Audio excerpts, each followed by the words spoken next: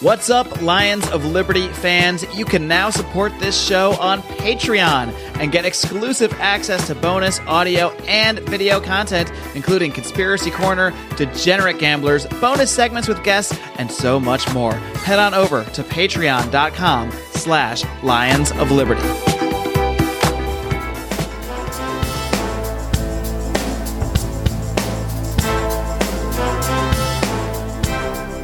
Welcome to Felony Friday, a presentation of the Lions of Liberty podcast.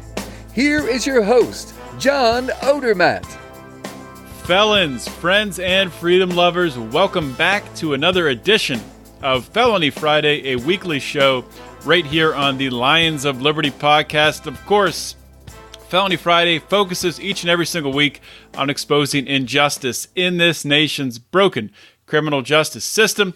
This is only one of three shows that we have here on the Lions of Liberty podcast. Of course, we kick off every single week. For those of you who've been listening to Lions of Liberty for a long time, you know that we start the week with a show hosted by Mark Claire, where Mark interviews leaders in the liberty movement.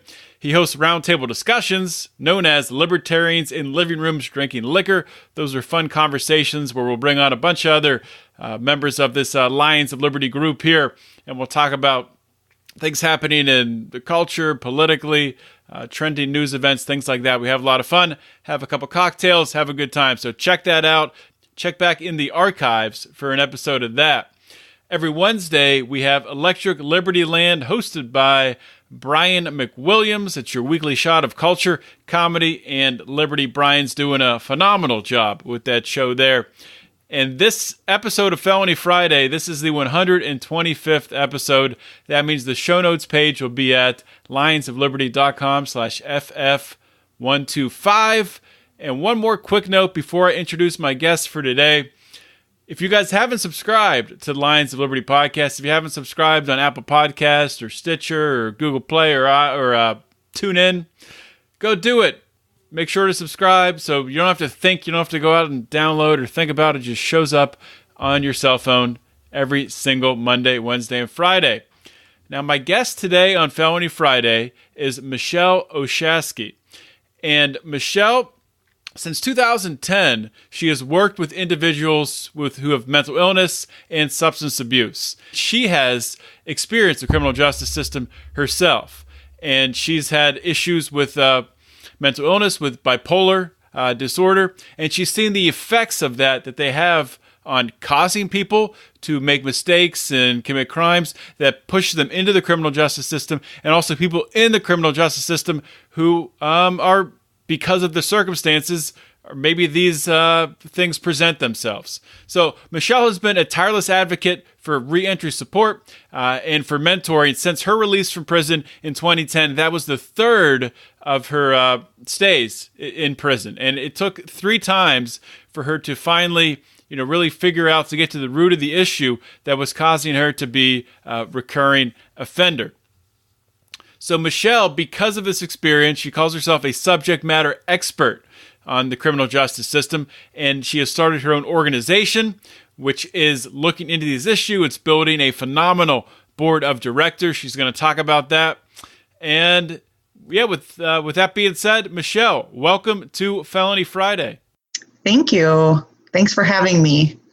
It's great to have you here. And, what we do on Felony Friday, the mission of this show is to give people like yourself who have experienced the criminal justice system, and in your case, you've now turned around and you are helping others to make the experience of the criminal justice system easier to transition out of. So what I'd like to do first is, so people can get to know you and get to know your story, if you could just share, really, let's start off with first a little bit about yourself, what your life was like before your first arrest, before your first run-in with the law. If you could take us through that. Sure. So I was born in Milwaukee, Wisconsin, of which is the brewery capital of the world, I believe, if I'm not mistaken. And so growing up in Milwaukee back in the 70s, 80s, being in a bar wasn't uncommon. And having your children in a bar wasn't that uncommon. And so my parents spent a lot of time in bars, and so kind of grew up not just in a bar, but also when, you're at home and you have parents that drink a lot, there's a lot of domestic violence. I was the oldest of 3 kids. My brother is 5 years younger and my sister's 4 years younger than me. And so when, bar time would come around and we never knew what was going to happen. And when a fight would break out, it was really my job to protect my brother and sister, and sometimes even my mom. And so I probably started momming my brother and sister when I was about 6, 7 years old. When I was about 13, my mom decided she was just going to leave. So that my dad wouldn't try to stop her from leaving, we just left one day with a couple laundry baskets of clothes, and we got in the car and went 2.5 hours away from Milwaukee. My mom had a friend up there, and our whole lives just, bam, we're in a totally different world now. We're in this little tiny town that's 1,000 people. And it was very difficult for myself because it was hard to make new friends. You're 13 and all your friends are back in, Milwaukee, 2.5, and it was long distance back then. I just remembered that. So even calling your friends, it wasn't really an option because you got charged by the minute. Because it was a different area code, probably. It's a different area code. We didn't have cell phones back then, so it was a regular landline. So if I wanted to talk to a friend, it could be $20 and have $20. So it was really isolated. My dad obviously didn't want to get a divorce. He came looking for us. He eventually found us. It was pretty scary. And my mom got involved with my stepdad, 2 weeks after we left. So all of a sudden then there's this new guy in our life, and it was very traumatizing to say the least. And because of my age, I kept bouncing back and forth. So I never really went to one high school. I went to several high schools and ended up getting involved with drinking and smoking marijuana. That was never really my thing because I didn't like being so tired. Mm-hmm. So I got involved first with the criminal justice system just by getting underage drinking tickets, which in Milwaukee, I was just like, what is that? If we did that in Milwaukee, they were just like, go home. But in this small town, it was, you got a ticket.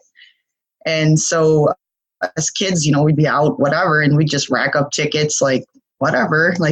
It was normal there. I'm not sure. I don't know if they still do that, but it is what it is now. And so that was my first pretty minor contact with law enforcement. When I was 16, I got pregnant and had a baby at 17. And that's pretty much when my whole life just turned in all different directions. I had no idea what I was doing. I was 17 when I had him. And so trying to be a senior and a mom at the same time was pretty difficult. And I eventually just stopped going to school is why I left high school. So you ended up dropping out of high school then? Oh yeah. And my son's father wasn't really involved in his life per se. He probably had seen him a few times over the course of a year and a half. And it was when he was probably just over a year, I received custody papers. I was served custody papers. He was petitioning for custody and went to court a couple weeks after I got that paperwork. Mm-hmm. And in the court hearing, they basically when they got done talking, and I had no idea what I was doing. I didn't have an attorney. I was on welfare and food stamps and all those things. They just said, you have 72 hours to hand over your child. And that's what I had to do. So, I didn't understand it, how they could just take your kid from you without there actually being a reason for it. And shortly thereafter, then they said I had to pay child support and, I was like, I don't have any money. I don't get this. Did they give was there a reason? Did they point to the previous underages, or what did they? Well, those are juveniles, so that wasn't even really brought up because it's in your juvenile record and they were tickets. When the judge made the decision, what he said was that he didn't think either one of us should have him, myself or his father, but he was going to place him with his dad. It was very strange. Very bizarre. Yeah. And at the time, the family court commissioner, he actually stepped into a role to be my defense attorney, even though it was a conflict of interest, right? Mm-hmm. But he also was just blown away by this. How are they just going to do this? And they did. They got away with it. And, to be honest, I tried really hard. I called news channels. I reached out to newspapers and they were just if you go public with your story, they're going to bring up your background and people will shame you. And it was just there was nothing I could do. I felt powerless, hopeless, all those different things. And so pretty much just didn't care, at that point. And that's really when my life just totally turned for the worst because, they took my baby. It was just bizarre.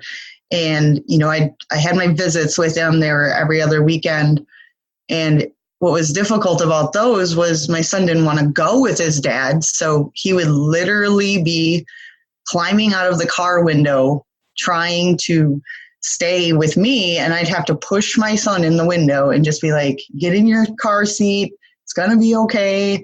I'll see you again. And it was just, it was just horrible.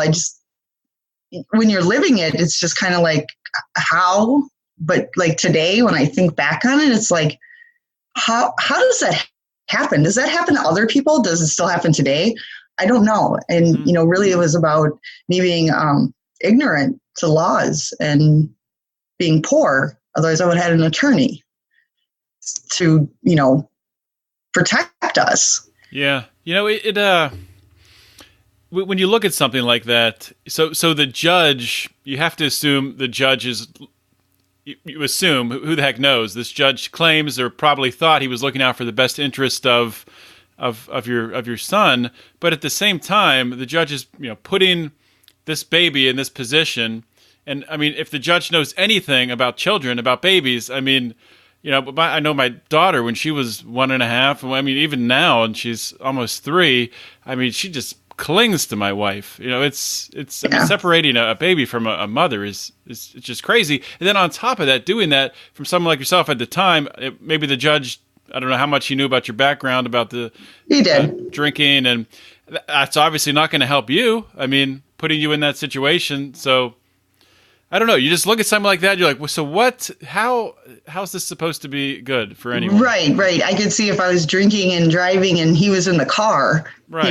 That could be brought up. But one of the things they brought up during the hearing was that, and they presented it really weird to make it sound really overboard. They had a picture of my son's back and they're his uncle bit him and she allowed it to happen. My little brother, he was 2 at the time, which made him Trevor's uncle, but he was 2 and Trevor was 1.5 years. And they didn't bring that up in court saying his uncle was 2? I didn't have an attorney. So, you're are you, I'm sitting there, I was in shock. It was I was in this whole nother planet. They're presenting this some grown 40-year-old man bit my kid in the back. These are 2 little boys. And I remember the day that it happened, they were both in the toy box and they're fighting over toys and Jonathan just bit them, and it's kids do that, especially 2-year-olds and 1.5-year-olds. And, Trevor was always more of a reserved baby. He was an amazing baby actually. And so he wasn't aggressive like my brother is. And so that was just kind of how it was. Johnny was 2 and Trevor was 1.5 years, and Johnny kind of terrorized him a little bit, but nothing that you could necessarily say he was a bad kid. Boys are boys. It happens. And they also said that I put socks on him that were too small. So that was interesting. If you have a child, you know what socks are about when you have a toddler. It's hard enough to even find socks half the time when you're. Yeah. And they had the socks. It was like super dramatic. And I'm like, is this, like I said, it was like surreal. Like, is this real? Like, I actually should go to that courthouse and pull those records and just read those transcripts to verify that it was that crazy. Because my mom had gone through that divorce when I was 13, and the divorce took like 2 years because we had to do like psych evals and home visits. And, you know, it was from Milwaukee to Westfield where, you know, these people have to travel and, you know, it was a process. So that's what I thought I was going into, not a divorce, but, you know, a custody thing where they make sure that the child is going to be safe staying with the mom, or is it a better life going with the dad? I mean, his dad he's actually a year younger than me. So it's like, how is he a better parent at 18 and I'm a terrible parent at 19? Like, how does that happen? And his dad hung out with us when we got those underage drinking tickets. So we weren't so different in comparison, with the exception of him having an attorney. That was it. Yeah. So, which, you know, that's what led to the child support. And so I'll talk about the child support a little bit. I went on to have 3 more children, got married at one point, and the first time the police approached me about back support, I was 9 months pregnant with my youngest daughter. And they said that I had two felony warrants out for my arrest for child support. And I'm standing in front of our trailer is what we were living in. And I'm like, you're taking me to jail? My due date's in 6 days. And so the only way the county didn't want to take me because I was in a different county. They were like, they called the county that wanted me picked up and said, you come get her. Like, We're not taking her to our jail. She's about ready to have a baby. And so my husband and I at the time, we went to his grandma, and she went down to the bank and pulled out, I think, $2,000 at the time. And, you know, I'm calling the police down in this county, and I'm like, okay, I got some money. Will you drop the warrants if, you know, I'm about ready to have my baby? Like, this is crazy. And so they were playing games with me. They're like, well, if you bring it down here, this money, then we'll drop the warrants. And I'm like, I'm not coming anywhere near you. Like, do you remember how much money it was at that time? I want to say it wasn't, I had to pay $2,000. So I'm going to guess that it was probably $3,000 maybe. Mm-hmm.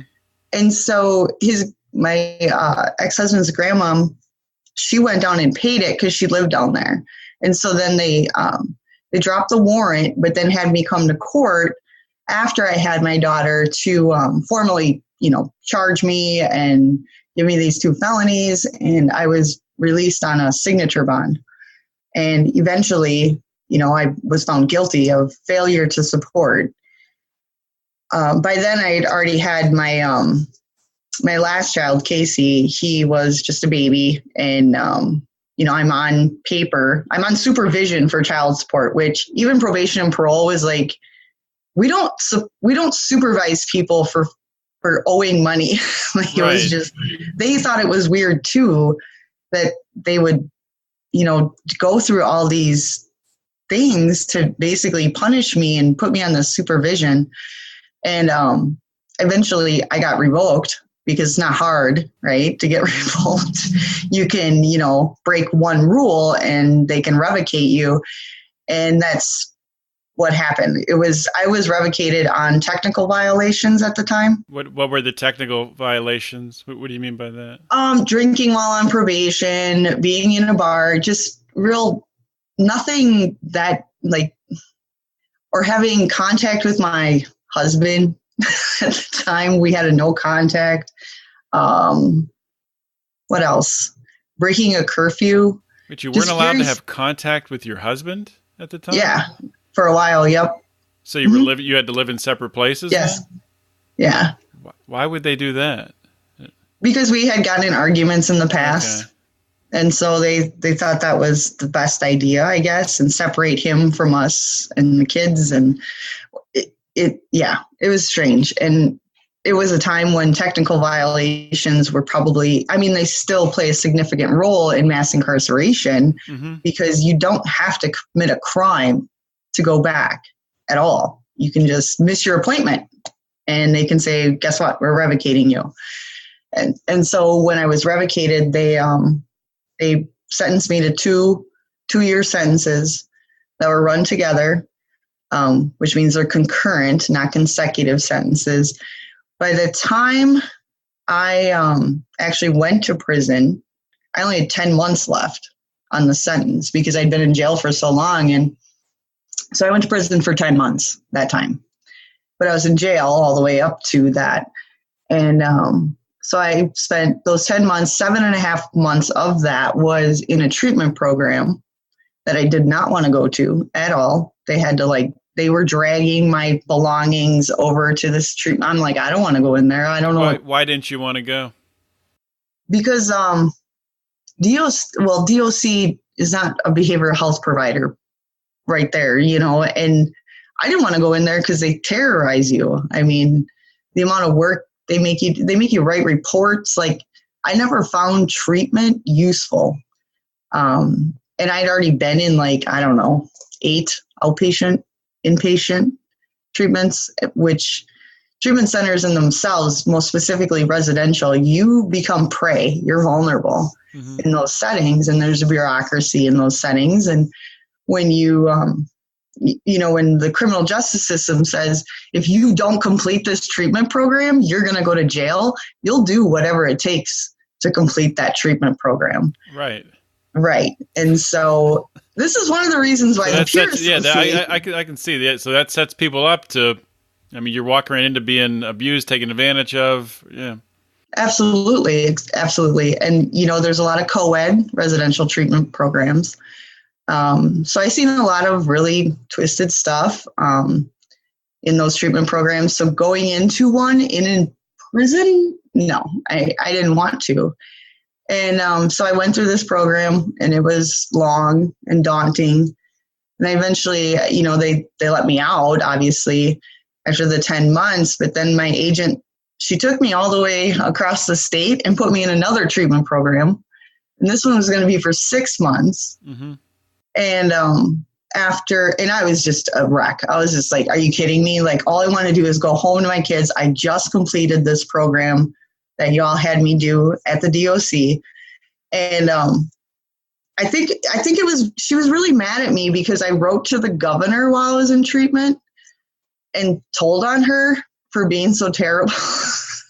And apparently his office got in touch with her. And so she called me at the prison right before I was being released and was screaming at me, wanting to know who I thought I was, writing to Tommy Thompson about what was going on with my probation and my parole. And I was like, well, I don't feel like this is constitutional. Were you surprised that the governor even followed up on that? Yeah, I was. Yep. All my fines went away too, because I had a ridiculous amount of fines I was going to have to pay. It was just it was overwhelming. So I don't even know where I got the idea from, but I was like, you know what? I'm not a lawyer, but I know I can write a letter to the governor. Right. And that's what I did. It was like my Hail Mary, because I didn't want to leave. I didn't want to go all the way across the state. And I just did 7.5 months of treatment. So anyway, she took me there anyways. And I was hysterical. And she's like, this is why you need to be here. And I'm like, I'm hysterical because you won't let me see my children. And so I was there for about 30 days. And then the treatment place contacted her and said I was overqualified for treatment because I had so many, and that I was wasting space in their treatment center, that there were people there that really needed it. So what they would mean by that, by saying you're overqualified, is that you don't have any addictions, or you've overcome it. It's essentially what they were saying. Yeah. So basically, they told her that. Was that true? Was that true at the time? I knew what they were. Yeah, I knew what they were going to say before they were going to say it. I'd been sober that whole time. I just did 7.5 months of an intensive, residential treatment program in a prison. So all the programs they had were similar to that, just like mini versions of them. So it was like, I already did all this stuff. You want me to just go get my stuff out of my box for the last 7.5 months and just hand it in to you? Like, it's the same thing. So she had to come get me, and she still didn't let me go home. She actually made me live in a homeless shelter. She said that my family was no good for me, and so she made me stay at the Salvation Army. That was my housing in her eyes. So I worked really, really hard for about 3 weeks and came up with security deposit, first month's rent, and I moved out of that county. I moved out of that county to get away from her. We don't rise to the level of our expectations, we fall to the level of our training. Those epic words from Archilochus can sum up your ability to succeed or fail in business. I want to recommend Conversation Mat Time to our listeners as a way to hone your one-on-one conversation skills in a role-playing session that can help take you to the next level. During 25-minute sessions, you'll work through the best way to approach that raise, that interview, or that relationship with a practiced professional that will provide the confidence and experience you need to get paid what you're worth or take that interpersonal risk you've never been able to conquer. Just like in jiu-jitsu, the difference between a novice and a black belt is mat time. Train to win. Visit conversationmattime.com. Once again, that is conversationmattime.com. I didn't even realize probation officers had that type of authority where they can tell you where you can live. And if you don't, it's a technical violation that can put you back in jail or prison. So you have to do whatever they want you to do. And the thing about it is they have an associate's degree. You know, you're not a psychologist, you're not a psychiatrist, you're not even an AODA counselor to be prescribing people this crazy amount of treatment. Like, you don't even know what you're doing. Yeah. What qualifies her to make those decisions? Nothing. Agents have more power than a judge. And that's saying a lot, because we've talked about judicial immunity on this show before, and judges in many circumstances have way too much power. But no, agents have too much power. Judges don't. You know, and it's pretty much what I've learned over the years is the prosecution and the probation and parole have more power than anyone else in the judicial system, because it's the prosecutor that's going to, rack up the charges and make the recommendations to the judge. And then you have agents that can put you in jail. They can make stuff up. They don't even have to prove that you did anything. They just say, oh, she broke all these technical violations, and we're revocating her. And then someone says, okay, we trust you, person, lady, whatever you are. And then you go to jail, and then you may go to prison if you have a long enough sentence. So, the process is that easy for them to take away your freedom. And, you get to the point where you just give up. You just plain give up. You're like, you know what? It doesn't matter what I do. They're still going to do whatever they want with me. So you don't want to get your GED while you're in jail. You don't want to do better, because why? They're still going to do whatever they want with you. It won't matter. So, I ended up, that was my first prison sentence. A lot of horrible things happened to me while I was in there. And that sentence that I did was prior to PREA. So there was no Prison Rape Elimination Act at the time. What is PREA? Can you explain that? PREA is it covers the whole United States. It's the Prison Rape Elimination Act. And when did that pass into law? Do you know? I think it was in 2002 that all officers, anyone that works in corrections has to take the PREA training in order to have contact with people that are incarcerated, whatnot. And so people assume that that's just for officers, that's a protection from officers. It's more prevalent that another inmate's going to rape you than a officer or abuse you or whatever. And so you can just imagine me in prison in my 20s, I'm young, I don't know what's going on, I'm terrified. Like I said, a lot of bad things happened to me. And then the prison gave me a lot of medication, which also made me super vulnerable. So I was very weak, just sleeping all the time. It was just terrible. So in those 10 months, I probably, I'm going to say at least 8 times was raped by my roommate. And some people are like, how does another woman rape another woman? And I'm like, they strong arm. Like, they don't make you do anything. They're just freaks. Like, what are you going to do? And I tried everything to get out of that room, but they wouldn't let me out. Like, they were like, that's favoritism. If we move you, like, and so if I would have told, I would have went to segregation because there wasn't PREA. Mm-hmm. PREA protects the victim, the reporter. Okay. Right.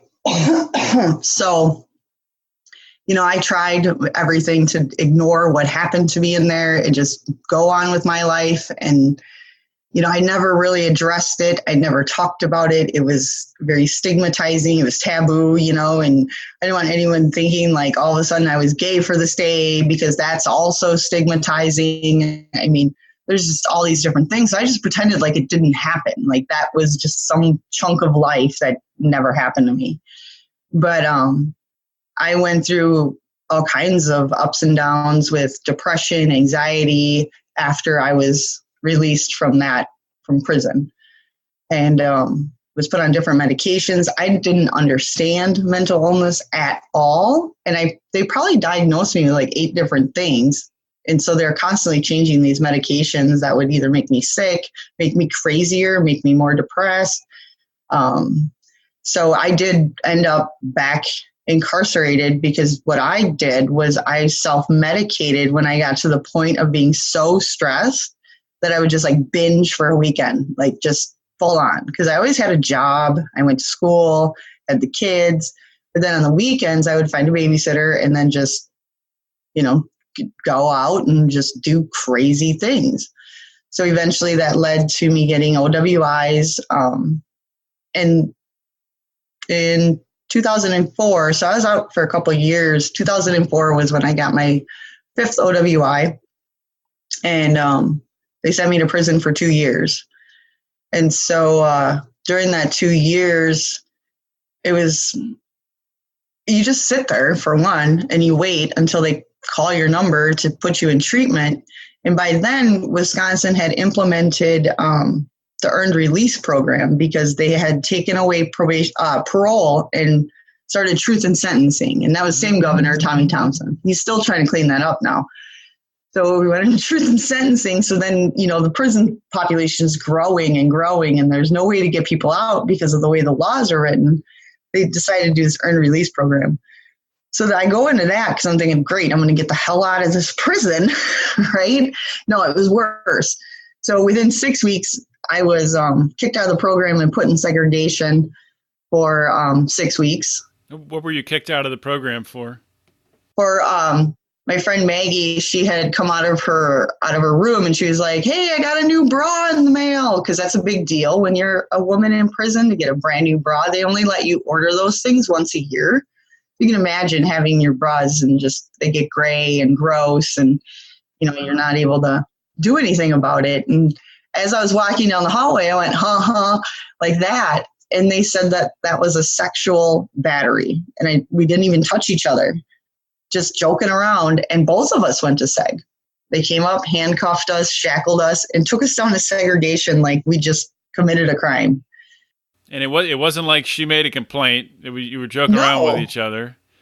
No. So crazy. It was two girls that were afraid we were going to tell on them for practicing bulimia in the program. Yeah. It's women in prison. Sometimes it can be quite challenging. So both her and I were kicked out of the program. We were sent down to segregation for 6 weeks. And I did get out a little bit early. I petitioned the court to give me, I can't remember what they called it. They've changed these things so many times. It's like a time reduction, but your judge has to give it to you. So I got out, I think 2 months early. And anyway, so I get out in 2006, and 6 months later, I'm back in prison with another OWI. And I'm also being revocated for the 5th one. So I'm looking at, some time now. And so they gave me 3.5 years then, and I did the whole 3.5 years. And during that 3.5 years, they offered me that program again, and I said, no, I'm good. I'll just stay the extra time because I do not want to go through what I went through when I went into it before. You're just going to do the same thing. Mm-hmm. Because the thing about treatment programs in prison is they strive for you to become so codependent upon them and put these counselors want you to put them up on this pedestal and be like, oh my God, you saved my life.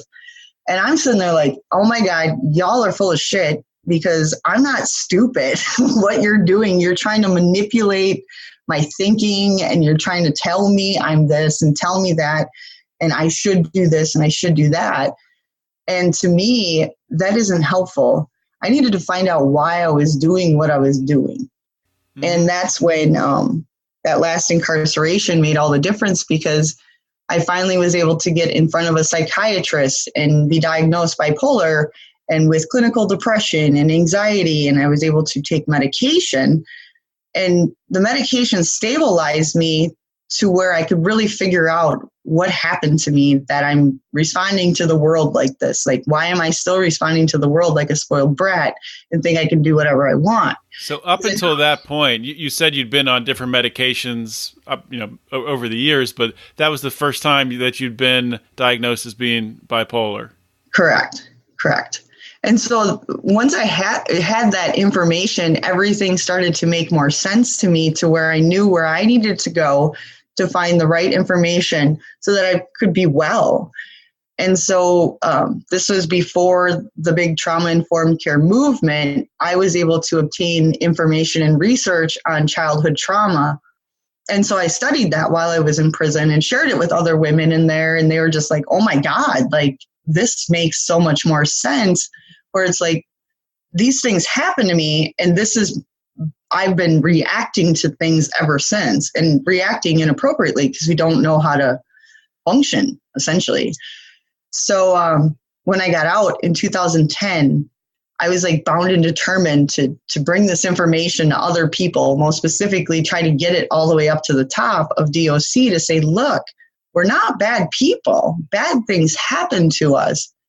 And we don't know what to do with that, because no one's ever said to us, what happened to you? It's always been blaming and shaming. And if you don't do this and you don't do that, you're going to be punished more and more and more. I mean, it's very punitive. I'll just say that. So with that, I started to really try to align myself within the politics. Today, I think sometimes like I never should have done that, because politics are driving me nuts and I get so angry.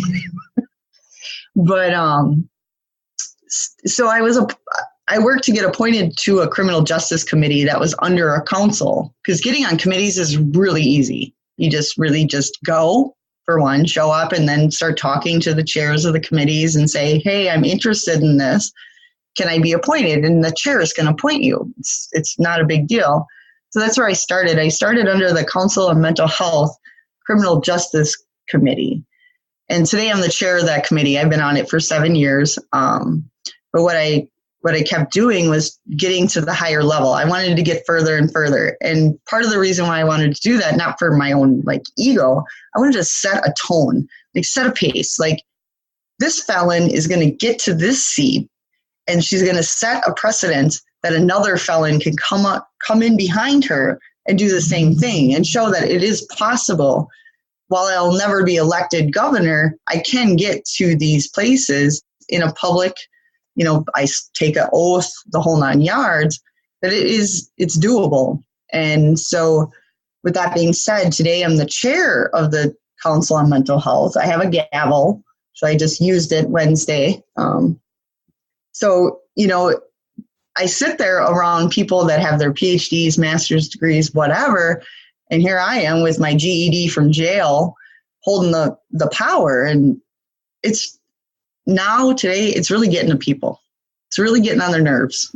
So yeah, let's talk about that. But first, initially, when you first showed up there and you joined the committee, what Well, I guess, how did they find, like, because when you went in there, did you say right away your backstory, or how did that play out? No, I didn't go in there saying, here I am, I'm a criminal.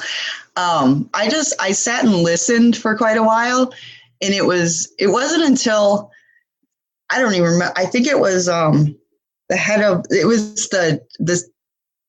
leadership in the mental health department, and they were talking about this great program. And they were talking about the earned release program, and they're talking about all these wonderful things. And I started asking, I want to know how much money they spent on these things, because I knew they were garbage and I knew they were harming people.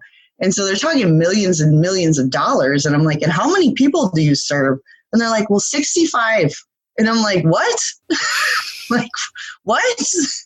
And they're like, I'm like, well, I finally said, I'm like, those programs are garbage. And they're like, well, how do you know that? And I'm like, because I was there, and I got kicked out of that program, and I refused that program. And you over there, you tried to staff me into that program. You were my social worker. And they were just like, what? Like, how did you get in here, kind of thing? And I was still on paper. And, what I was told when I first said to them, like, we need each other, yet you separate us from each other when we're released. You tell us if we contact these people that we spent some of the worst times and the best times with while we were incarcerated, that we'll go back to jail. I said, but no one else understands what we're going through. Like, my mom doesn't know how to navigate the system after prison. She never went there. And so they told me that if I ever dreamed of making those types of changes, that I would have to sue them.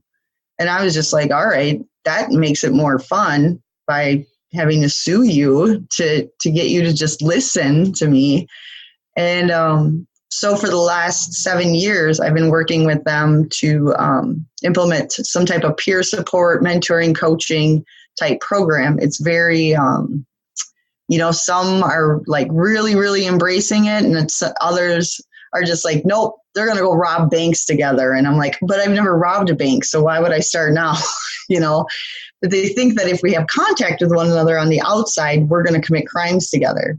It's very bizarre, that line of thinking. And it's bizarre that they think that they can prevent contact too, because I'm sure there's still contact. I mean, there is. Of course, absolutely there is. Unless they're tapping everyone's phone line and following them around, it's crazy. But they could be. Maybe they're creeping on my Facebook. I don't know. Maybe they're watching right now. Who knows? They could be. I don't know. And so, I've just continuously sent that message that we need to take a look at what happened to somebody, and we need to take a look if there's an underlying mental illness. Because like myself, I was self-medicating. And today, no one can call me an alcoholic. And I can go to dinner and have a glass of wine. I don't need to stay there till bar time and drink every bottle of wine like I used to. That's not the way my life is anymore. And it's because I still take my meds. I still go to the doctor, and that will be probably the rest of my life. But if I know that this actually works, somebody should listen, because it would be a heck of a lot cheaper to keep people in their communities than what we're doing right now. We're spending billions and billions of dollars warehousing people and then saying, look at them, they're acting like animals. Well, what do you think's going to happen? I mean, it's unsafe, it's unsanitary, it's unhealthy, like it's overcrowded. What do you think is going to happen to people? Do you really think people are going to be like, I'm never going to do that again? This is my punishment. And it's not like you get a timeout. Some people are in there for decades, and we expect them to walk out the door and be like, oh, this is cool. Like, I didn't have Facebook when I came out in 2010. So I didn't even know how to use it. And like 2 days after I was out, my sister's like, wow, you're getting pretty good at Facebook. And I was like, am I? And I was like, I'm up to 32 friends. But that's how disconnected you are from your community. And so for me and the organization I created, it's about home, health, community, and purpose. And without those 4 things, we can't expect people to do well. People that have never been to prison, if they don't have those things, don't do well. Right. So, really driving that in, and like you never give up. You never stop talking. Even when they get annoyed, you have to sometimes hit the gavel and be like, can you hear me? Because I'm the boss of this meeting right now. And they're like, what? Don't tell my boss. They're afraid now. And it's like, how do we do this together? And so that's really my goal, is to be as inclusive as possible, have everyone that has been directly impacted by the criminal justice system at a table, creating something together that makes sense for all different sides. So when I say, inclusive, it's, like my board, which is really exciting. We have the YMCA, the Wyoming. What's the name of your organization? The Peer Association. Right. And it has the same branding as your sign back there. We're red, white, and blue. Oh, cool. Those are good colors. Yeah. And so, just on Monday, we accepted a board member, and he is the Wyoming's Department of Corrections secretary, or I think they call him a director, but same thing. He's in charge of Wyoming's prisons, and he sits on my board. That's like unheard of, right? Like, What? Even my own state is like, what's Wyoming doing? And I'm like, they're doing some pretty cool stuff. And this guy came to me and said, can I be on your board? And that's just amazing. Just who would have thought that you would have someone that went to prison 3 times, create an organization not that long ago, and have a secretary of a Department of Corrections all the way in Wyoming, I'm in Wisconsin, want to be a part of my project. That's just crazy. And Wyoming's they're very conservative too. And so, I'm reading more on Wyoming because you don't hear much about them. Is your project more focused on your state, Wisconsin, or Nope. is it's across the board?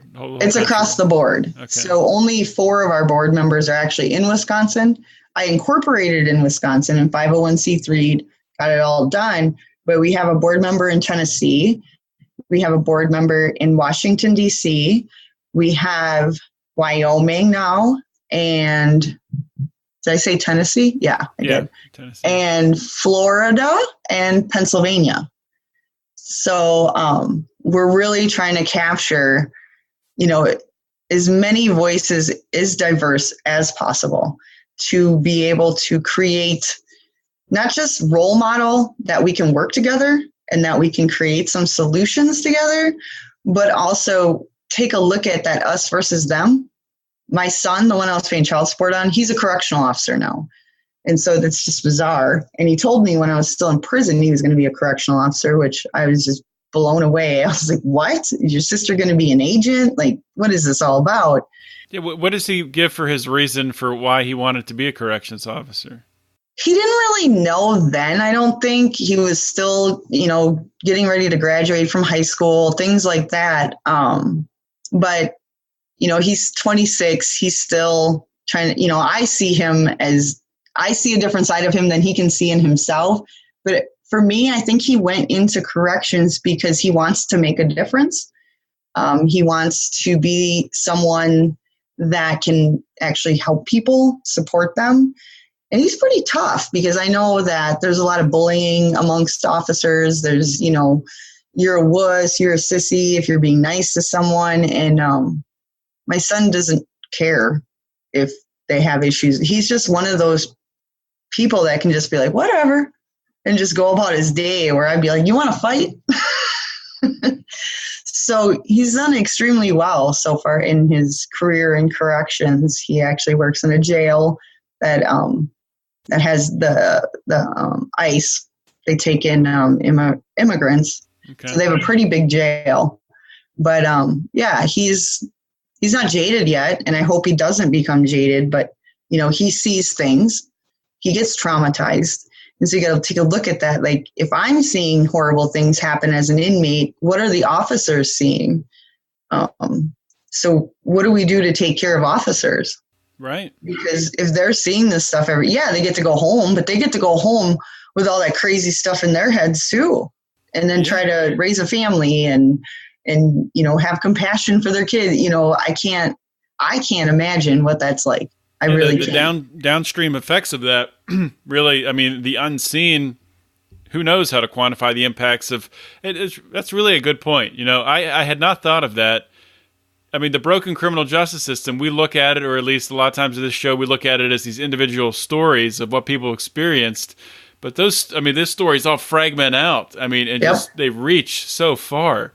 So, I mean, the impact of being able to fix some of these problems are really world changing if we can fix some of these things. Yeah, it's a community problem, because we have a blog on our website where I've been trying to capture both sides, and we do have a couple blogs written that are written by people that worked in corrections or do still work in corrections, and they kind of share their side of what they see.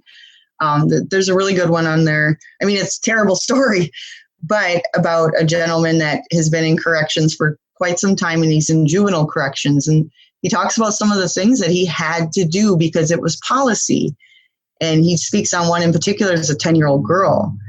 And we ask for people, do you want to write a story? We want it unedited, raw. We want to know what really happened in there, because people don't believe you, or they don't want to think about what happens in these buildings. And, once my son did go into corrections, I started doing some digging on the other side. I'm like, is my kid going to be safe in there? And found that one of the highest rates of suicide is amongst correctional officers, male middle-aged. We already know that in the United States, middle-aged white males is the highest for suicide. But actually, it's correctional officers that are the highest in the job category. Oh, wow. So you got to take a look at that. Like, is it because of everything they're seeing, or is it because of the bullying that goes on? Because a lot of people that are in corrections were also in the military. You have a lot of bullying in the military. A lot of bad things happen in the military. People see bad things. So it's like this perpetual cycle of just everyone's traumatizing everyone all over the place. Well, I think one of the big things in life, and this, I mean, from my experience with anything that you're doing on an individual, personal level, you need to see some sort of progress, some moving forward. And if you just think about it, a correctional officer, they're not seeing progress, really. Nope. I mean, in the current system today, hopefully that changes, but you're seeing day after day the same things happen, the same people, doing the same things. Yeah. People getting abused, people getting bullied. It's not. I mean, it's sad, but it's not cleaning surprising. Up a suicide. They clean up suicides. They have to cut people down that hang themselves. I mean, it's when you start really digging into that stuff, because there's research out there, and you start reading this stuff, and you're like, so this correctional officer had to cut someone down that hung themselves, and they died, and then they told him to go to lunch, and then he had to come right back to work. There was no process there. There was nothing put in place at the time for that correctional officer to actually process what just happened. Yeah, if that happened in any other career, any other field, any other industry, that person's be, oh my God, I can't believe you went through that. Let's get you, talk to somebody with a church or a psychologist, right, or let's get you some therapy. But yeah, I mean that's a great point. And really sad. Right. And do you hear that from correctional officers? Do they come out and say anything about this? No, because they'll be bullied, because they're wusses and they're cowards and they're this and they're that. So looking at things in a universal perspective as to what is this criminal justice system doing to everybody?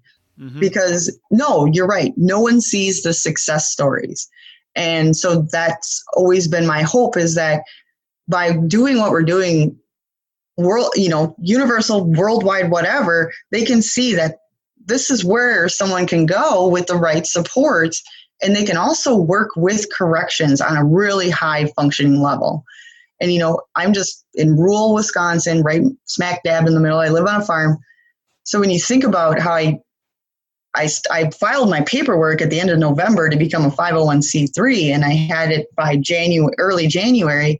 And today I have this huge board of directors that are around the country, including a DOC secretary. You got to look at that and be like, well, obviously there's been this piece missing. If I was like a for-profit business, it sounds like I'd be a millionaire, right? Like there's this demand. Board membership is board membership. I've had plenty of boards, and not, there's there's really active boards, volunteer boards that are great. And then you have your sleeping boards, or you have people that are board members just because they want to put it on their resume. Right. And so for all this support, and it's just me and Rudolph with my farm here, it's just crazy to me that people have gravitated and they're like, we want to be a part of this. Like, I'm getting to the point where I'm like, this is enough people around me. Like, we need to go find some money now because I don't have a job and I'm spending 60 hours a week on this organization. And so, I'm really hopeful for the future. I hope that more people will say, hey, how do we expand this? How do we create something that can be much more broad so that people can really see this? How, what outlets do we use? Media, virtual, whatever, face to face. And something I just pulled out was I'm starting the process of convening a conference for this fall, and it's re-engineering the criminal justice system with lived experience. And I'm right now in conversations with my Department of Health Services at a state level. I'm talking to my Department of Corrections in Wisconsin and saying, hey, Wyoming's in here. What are you guys going to do about that? And it's like, well, she's our girl. What are you doing? So we're going to be sitting down and having some conversations. I have some meetings set up with a couple of legislators because they're gravitating towards it. And it's just like, we want to do this. I need your support. How are you going to support it? And it's pretty cool. Yeah, and I mean, there is a lot of across the country, and even probably more so from the Republican side but it feels like there's more support on the grassroots Democratic or left from the left than there is from the politicians. But it feels like on the right, it's the opposite. There's more support for criminal justice reform coming from the politicians than there is the grassroots. It's kind of strange, but I kind of get to see both sides having this show, and it's odd, but I don't know. Right. We just got to use what we have. Absolutely. And, a lot of us, us grassrootsers, we're independent voters. I am very independent. And, I've learned over the years, when I was sitting in that courtroom and they said, you have to give your baby up in 72 hours, I've educated my kids on how that works. Like that is not how things work. And so, a lot of times people, they're like, they took my vote. And I don't even think those people voted to begin with. I mean, I'll just keep it real. I'm pretty sure that a lot of people didn't vote before they got a felony. That all of a sudden it's like, you took my voter rights away. And I'm like, well, you didn't vote anyways. But you know what, just one thing about voter rights, because this does bother me. The right to vote is good. I mean, I think felons should have the right to vote, but you only get to vote, you get one vote. And there's not many elections determined by one vote. You can make a bigger impact by getting involved, volunteering for a campaign, changing more people's minds. Voting, it's just, I mean, so crying about that's an excuse, really, in my mind. It is, yeah. And so, when I hear that, I'm like, okay, you can't vote, but how many kids do you have? And they're like 6. And I'm like, well, teach those 6 voters how to vote. Yeah. Then you're going to start swinging stuff. And that is when people are going to start listening to you, because you just became powerful in that one moment. Yeah, you got something snatched from you. You're disenfranchised, you're marginalized, all of these things, but you still have your children that you can teach. So that's the only way things are going to change. If you just say, well, I can't vote anyways, I'm like, okay, then don't complain either. Well, that's what the politicians who put those policies in place want. They want the people who lost the right to vote throw their hands up and just give up. But, yeah, well, I didn't, and I can vote. I'm not on paper anymore. I don't have any supervision in Wisconsin. Once you're done with your supervision, your voter rights are restored. Weird enough, I got a thing from Facebook that I had to verify who I was because they didn't want me running political ads, because apparently I have influence over politics on my personal Facebook page. How I ended up in their little what is it?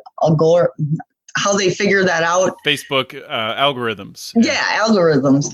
How they picked me, I have no idea. But I'm like, what is this? And I go look online and I'm like, Russia? Political ads? Like, what? I'm just Mishelle and Rudolph. Yeah. I'm not trying to be involved in all that, whatever you got going on. But it also tells me that whatever I'm saying on there is influencing someone to look at things differently. I mean, it's got to be. I have no idea. Yeah, I'm sure they're running some sort of algorithm or query that they're looking across all the profiles and comments, picking out keywords, looking at the groups or the pages that you're in. So, yeah. I don't know. I don't know how I was the chosen one, but I was. But yeah, I mean, we'll see what happens. But my goal is to have my organization, the Peer Association, as far and as wide as possible. And it's not limited to people with criminal justice experience. Taxpayers are directly affected. It's like everyone needs to be there to give their input in order for it to be successful. And anyone can be a part of it. No one's excluded. I don't say, well, you never committed a crime, you can't hang out with us. It's about, creating a community across the nation that no one can really, you can't take it away from us. Can't take it away from me. I did all my paperwork right. I'm all filed with the IRS. I'm good. So, it's just about people with common interests getting together and saying, hey, how do we create solutions and not more problems? So if somebody wants to get involved, if they want to learn more about it, if they want to read about the mission statement and all that good stuff, what's the website? How can they learn more? Sure. Our website's www.peerassociation22.org. 22, it has a whole bunch of different meanings. They kind of shook out when we were really trying to figure out what does this look like. But one I'll give you is 22 years is the amount of time I spent in the system overall. But a lot of us can identify with that number 22 in all types of different ways. It's really weird. It's almost creepy that we were like trying to figure this out. Why would, put a 22 after it? Why would we do that? So it's interesting how a lot of our stories are so intertwined, even though we're all over the place and we're different genders and we come from different backgrounds and we're different races, that we were all just like 22. That's what makes sense. So I hope people start asking what that means, because I think people will be surprised, because it'll also lead into more conversation as to where the judicial system really it doesn't end. It just doesn't. So if people, send you an email or reach out through the website and ask what the 22 means, are you going to tell them, or is there? Yeah, we'll give them the examples that we came up with as to why that is so true. I mean, there's probably one that, when you hear the number. Can you give one now? Can we get 122? Sure. So I don't know which one I should pick. Let's do double jeopardy. Okay. Right? 2-2, double jeopardy. So I'm sentenced to prison. I have a bunch of fines. I got all this time afterwards that I have to be in the community, yet still have someone supervising me. But because I'm a professional, they took my license away and I can't teach school anymore. But if I wasn't a professional, you couldn't take my license away. So it's two punishments. Yeah. It's a double jeopardy. It is. You know how many people lose their right to work in their profession? So if you had a PhD and you had your PhD in education, and because someone else did something and they said, well, you conspired with them, you should have known better, you're a professional. And then you lose your career after 40 some years of doing it. And you come back out and you can't go back into that career because they took your license. Is that fair?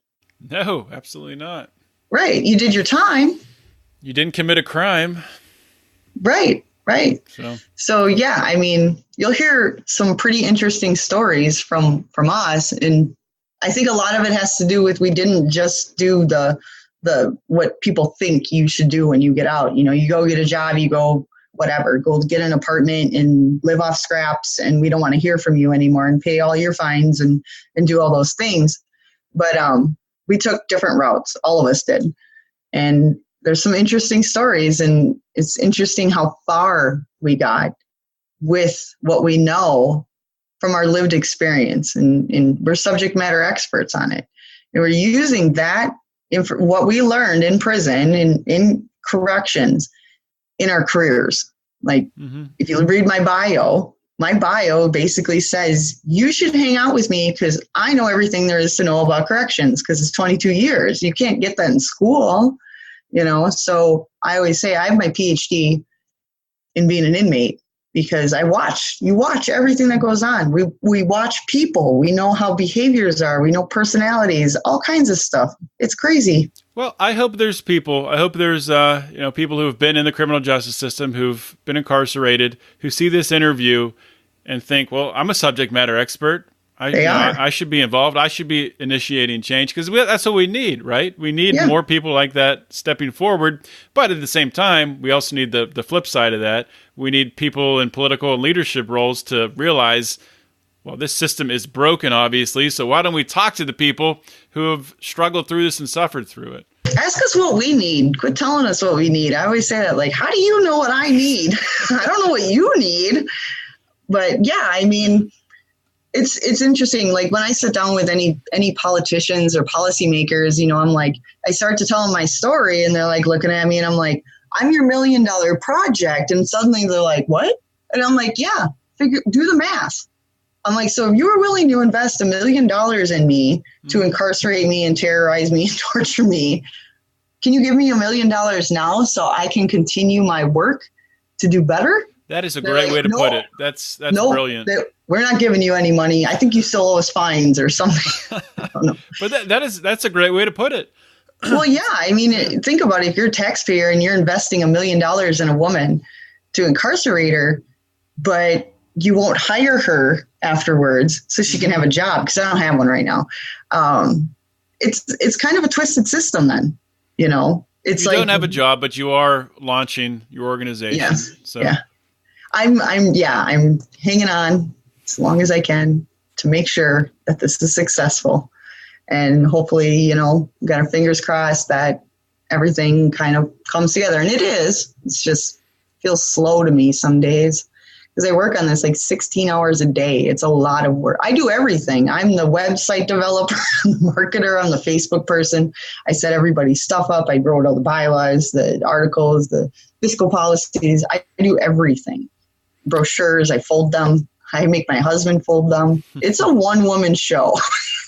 Really is. Well, hopefully as it grows bigger and bigger, some of that stuff you can get off your plate so you can focus on strategy and things like that. But Mishelle, we're running out of time. I want to thank you for coming on the show, and I'm sure we'll be talking and hopefully working together. Anything that we can do here at Lions of Liberty to help you guys out, we're definitely open to talking about that. So thank you so much for coming on the show. I just need to give a shout out to my board of directors. They're awesome. They're amazing. Go to our website. It says Meet the Leadership. Check them out. Just actually on the other computer right here, updating somebody's bio.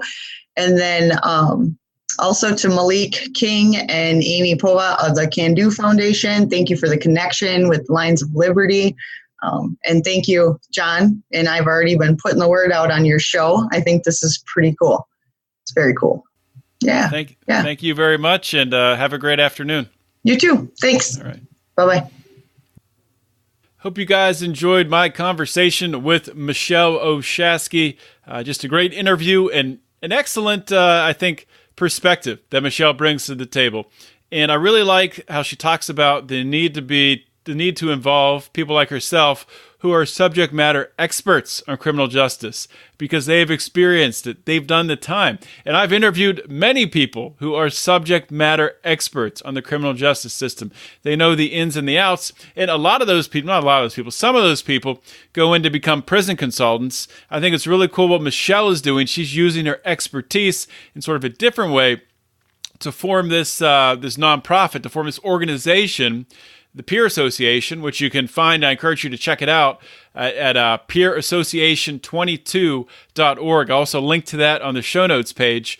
But the Peer Association, to build this network that is really going to branch out across the nation and help encourage policy that is going to assist with reentry. So when people are getting out of prison, they're able to land on their feet. And that is such a big problem right now. And we talked a little bit about the fracturing and just how these things, if somebody is caught up in the criminal justice system, obviously it's not as simple as just that one person being affected. And I think most people realize that. They realize that the families are affected too. But it's even more dramatic than that. It's even a splintering out. Just think of a crack in the wall. One crack happens when someone is sentenced to prison, or a crack in a piece of glass. That's probably a better example. And it just branches out. You have the prison guards who see all the trauma and all the abuse and all the bullying that happens. And this isn't to say that prison guards, that there aren't some out there that are fault and are bad people. There are, but there's also good ones who are trying to do the right thing, just like in any other field. So those people experience and see some terrible things happen. I think people focus maybe too much on it just... It is a huge issue by itself, just the number of people in the United States tied up, stuck in our criminal justice, our prison system, and they don't look at the entire big picture and just the amount of, just the disruption that causes. And, I mean, being someone who is very interested in economics and how things work from a financial standpoint, investing, think about all that capital that is being misallocated into the criminal justice system for all these just bullshit non-crimes, pre-crime laws, things like that, for not, like with Mishelle, for not paying her child support. When in the first, I mean, she never should have lost her child in the first place, making her pay child support and then throwing her in prison on top of that. How are you supposed to repay the child support you owe when you're thrown in jail? So it's just a crazy system. I enjoyed my conversation with Mishelle very much today. To join the Lions of Liberty Pride, if you haven't already, you can join by going to patreon.com/Lions of Liberty. That's right. Our Lions of Liberty Pride has been moved from Podbean to Patreon. We're getting everybody moved over. Now at Patreon, we have the ability to have video only Pride material, Pride content, which you've been doing. In fact, the last episode of Degenerate Gamblers we published in video and in audio. We're going to do the same thing with the next episode of Libertarians in Living Rooms Drinking Liquor. That's going to be Pride only, an episode of Libertarians in Living Rooms Drinking Liquor coming up.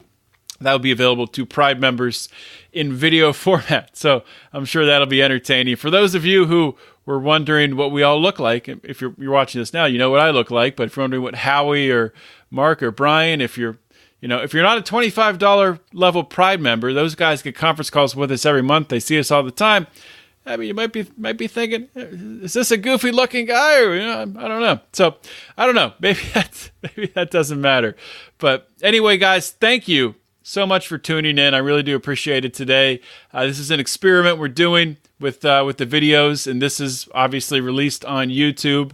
I don't know if we'll continue it. We'll see what kind of traction we get. I appreciate good comments and upvotes, stuff like that, to encourage us to continue to do it. And your feedback is appreciated in the Lions of Liberty Forum. You can find it on Facebook. Go to Facebook, punch Lions of Liberty Forum in the search bar at the top, and let us know what you think of this video, of this podcast, what you think of the Lions of Liberty, and just come out, hang out, have a good time. The Lions of Liberty Forum is just a nice little sane corner of the internet. We don't take ourselves too seriously. Most of us don't, and there's not any condescension and things like that. I think we have some good, fair discussions in the Lions of Liberty Forum. So come check it out.